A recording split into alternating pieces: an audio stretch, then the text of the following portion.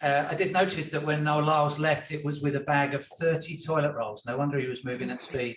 The other little bit of local colour is that even though the temperature is -7, there are about 30 flags flying outside the Athlete Hotel. And that's part of the national celebration of Jonathan Gault's 30th birthday last week. Happy birthday, JG. Got the honour of the first question. Our second guest is the reigning Olympic 400-metre champion. She's also the reigning Commonwealth champion at 200 metres, which doesn't always work in the USA, but it works where I come from. And her indoor personal best dates right the way back to 2013. She might be able to throw a little bit of light on the lack of 400-metre indoor racing since then. And also, a first question from me to Shaunae Miller Uibo. How has your year been? We've managed to get the 2020 New Balance Indoor Grand Prix away, and it's back this year. In between, most people have had the year from hell. How was yours? Where did you spend it? What did you learn? And you can take your mask off for questions. Thank you. Thank you. Hi, everyone. To answer your question, my 2020, I wouldn't say it was difficult for me. I'm more of an indoor person anyway, so staying at home wasn't too much of a problem for me. The most difficult part was not being able to compete so much. But we still got a lot of great training sessions in. We still got to work on a whole lot of things. We still got a lot of time trials in at practice, and our coach was able to put on a few meets for us as well, like in Claremont. So yeah, it wasn't as bad. Like I said, it was a lack of meets, but we were still preparing well for 2021. I think we're in pretty decent shape right now. And no indoor 400 since 2013? Or your PB goes way back? Yes, it goes way back to 2013. We haven't been fortunate at the World Indoor Championship, but yeah, we haven't done much. I've actually retired from the indoor 400, and so I'm now coming back in and coming out of retirement, maybe just once. But yeah, we just want to kind of see where we're at. We're in a great space right now, training wise, and yeah, 400 came up when coach and I decided that it was time to get out there and try the 400 and see where we're at. But yeah, I'm definitely hoping to get a new PR at least this weekend, and yeah, we'll see where we're at. Thank you. Just a reminder, if everyone can stay on mute while the conversation is going on, just so there's no disruptions. I can see a few hands raised. We'll start with Atto. Atto Bolden, please. Good morning, Shaunae. I wanted to know what your coach's assessment was of the 2240 PR a couple of weeks ago, and what does that tell you for your outdoor season? I know you had talked about maybe not going after the 400-meter Olympic title and going instead after the 200. Does that sort of solidify that that course of action? Good morning, Otto. Coach was really happy with the 22.4 last weekend. Our main goal was just to go out there and get a test of it. I think he said he was going to be happy with anything sub 22.8, and so yeah, we were really happy with it. You know, it was a little tricky for us getting the feel of the indoor track again and the steep turns, but yeah, it was pretty well. But as far as this year with the Olympics, our main focus is going to be the 200 and getting a new title. But I mean, we'll see. Everything is still up in the air. But yeah, coach and I are just going to sit down and I guess see how the season goes and make further decisions from there. Is there a sort of go no go time of the year where you might say, okay, well, it's 100% that we're not going to pursue a defense of that 400 and it's all systems go for the 200? You know, for me, you know, everything is a teamwork, and so coach and I, we're going to sit down and we're going to discuss it. And like I said, we're going to see how things go and how training continues to progress. And you know, the final decision lies with him. If he wants me to go for it, we'll go for it. And like I said, the main focus for me is going to be the 200. Thank you. Eric, please. Next hand.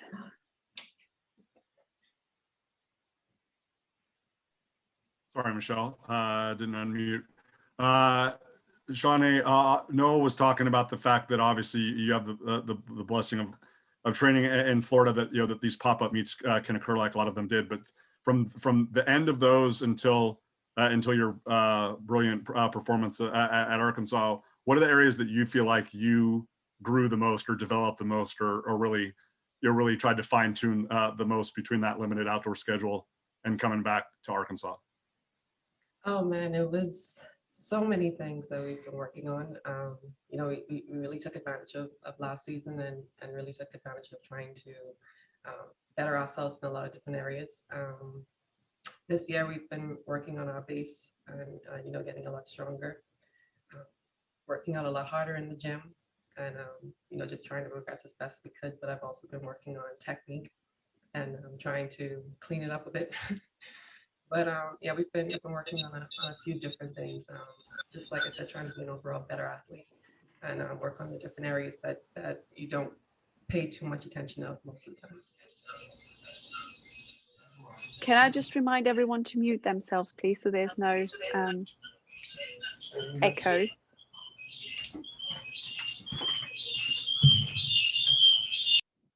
Thank you. And Larry Eder, next up, please. Hi, Shaunae. Really enjoyed watching you run that 200 at the American Track League.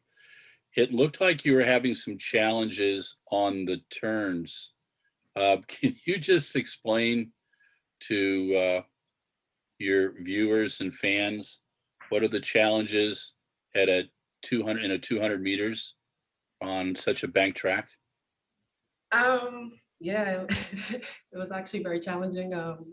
We went out there the day before to get a feel of the track, and you know, I felt as though I was falling a few times, and so you know, that's one of the things that we were really concerned about. But you know, just going out, coach just told me just don't focus on it, and so I kind of went up there with the mindset of if I fall, it's whatever. But I'm just gonna go up there and just run it and see. But yeah, we were still a little bit mindful of the turns, and yeah, it's a different feeling. And obviously it's a little bit harder to run with the steep turns, but it was a fun race overall. Thank you. Jonathan Gold, belated birthday boy. Thanks, Michelle. So Shaunae, Sol Nasa provisionally suspended for whereabouts failures last year, only to have that overturned by the World Athletics Disciplinary Tribunal. Now the AIU is appealing that case to the Court of Arbitration for Sport. I'm curious, with these developments, like, does this case change how you feel about your silver medal from Worlds in 2019? I'm trying not to focus on it. You know, it was a big shocker, but you know, now this case is in the hands of the CAS, and so yeah, I'm not focusing on the past. Everything is more so just focusing on this season and you know, being better at training, being better at competition, and worrying about the big dance later on this year. Alex. Hey, Shaunae. I'm with NBC Sports and on her turf. Curious if you could just tell us a little bit about what life has looked like for you during the pandemic, especially in terms of living and training in the United States while having family in the Bahamas, and just kind of how you've been able to stay in touch with your family throughout all of this. Yeah, so it was pretty difficult. You know, I'm someone that sees my family so often, and I always go home so often to spend time with them. And so, yeah, this time go around, it was pretty difficult. Not being able to see them in person, but yeah, we've been FaceTime. I'm very close with my family, and so we FaceTime just about every day. And so, yeah, you know, that was kind of a difficult part for me, but I also had my husband there with me, and so. Yeah, it was pretty good. Like I said, the pandemic wasn't so hard for me because I'm more of an indoor person anyway. So it was more just kicking back and relaxing until training starts, and it's just my everyday routine. Mike Henson, please. Hey, Shaunae, how's it going? Hi, I'm fine. Good. Yeah, it's a bit of a two-part question, really. I know there are sort of specific difficulties around the Tokyo schedule, but I wondered in general, doubling up at a major championship, how much of just the mere fact of doubling up is a bit of an extra hindrance to you or an extra challenge? And secondly, for a sort of British perspective, a little bit about Dina Asher-Smith as someone who plans to do that in Tokyo. Just wonder what you've made of her progress over the last 2 years I know we didn't see practically any of her last year, but yeah, what are your thoughts on her as a rival and a competitor? Okay, as far as the scheduling and doubling up, yeah, it is a pretty difficult feat, especially the 200, 400. It's been a very difficult 1 in 3 years, and we've only seen, I think, 2 people that have actually completed the double successfully. And so, yeah, it's not a very easy one. And that's why we were hoping that they would at least clear up the schedule, that we can be able to focus on both separately. But yeah, that's what's pretty difficult about it. Other than that, you know, we've always been training for the 200 and the 400 and putting out a great pace, and being able to handle both if the schedule would permit it. But as far as Dina Asher Smith, she's a great athlete. I think she's been progressing really well over the years. I'm excited to see what she can do next year. This year. I'm still thinking of the 2020. I'm excited to see what she can do this year. I think as the time goes, she's learning herself a lot better and understanding the sport a lot better. And so, yeah, I think great things are in her way in the future. Eric, another question or hand still up?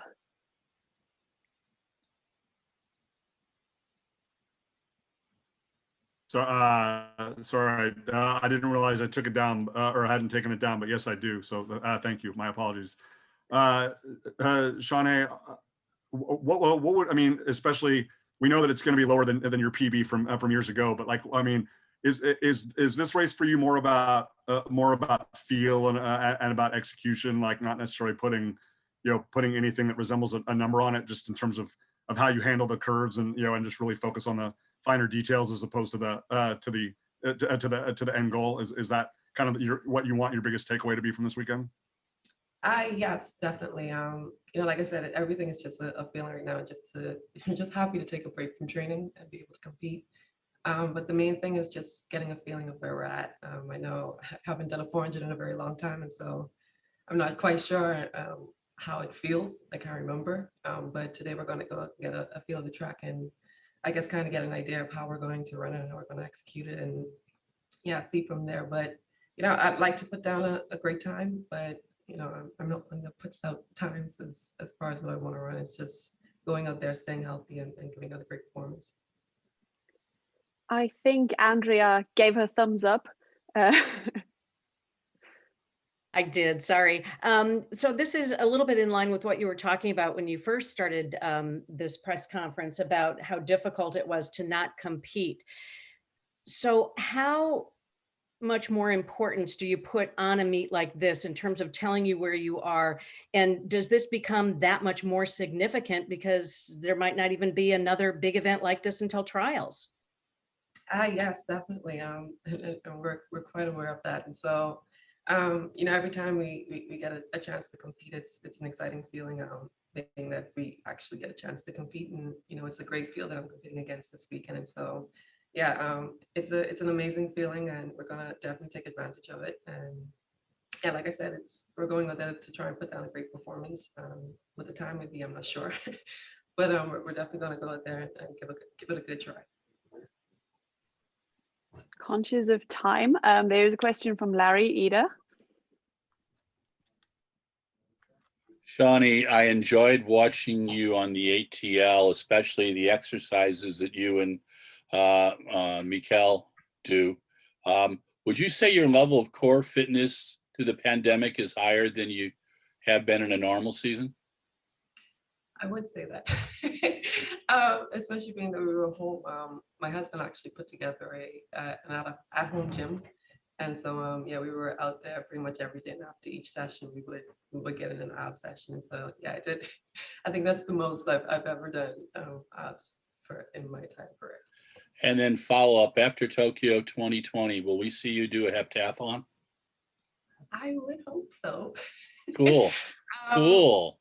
Yeah, we were looking more at an off year, but now with circumstances, we don't have an off year anymore. And so, yeah, I've got to go and talk to Coach now and see what he says and see how he still feels about it. But yeah, that's definitely still on the mark right now. Awesome. Thank you very much. Thank you. One last question before we then move on to Donovan. Alex? Yeah, actually, follow up and then one other quick one. You mentioned the at-home gym. Could you just tell us a little bit more about how that all came together? Were you involved in the construction process at all? He's more of a handyman, but you know, I kind of picked out the place in the area where I wanted everything set up and how I wanted it set up. So I guess I did contribute. But yeah, when we realized that everything was, you know, coming to a stop, we quickly went online and tried to find some pieces. It was actually pretty tough because everyone, I guess, was thinking the same thing. And yeah, we grabbed as much things as we could. Everything came in a few weeks later because everything was packed up. But you know, we finally got everything together and you know, got a nice lifting session, lifting platform, and was able to get in a nice few lifts. And then judging by social media, you have a new pandemic puppy. Could you tell us a little bit about that decision and the new member of your family? Yeah, unfortunately, she passed away. Oh, I'm so sorry. I don't want to talk about it. Oh, I'm sorry to hear that. Okay, I think we'll wrap it up there and we'll move over to Donovan. Thank you so much, Shaunae, for joining us. And